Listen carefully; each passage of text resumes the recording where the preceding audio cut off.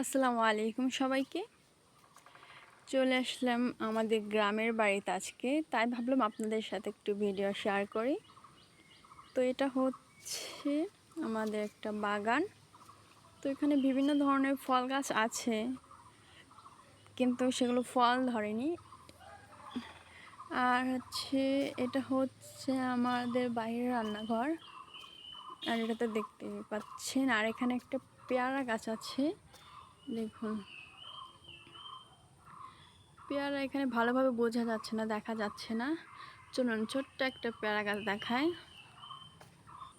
দেখুন এখানে ছোট্ট একটা পেয়ারা গাছে মাশাআল্লাহ অনেক পেয়ারা ধরেছে। দেখুন পাখিতে খেয়ে ফেলে দিয়েছে পেয়ারা।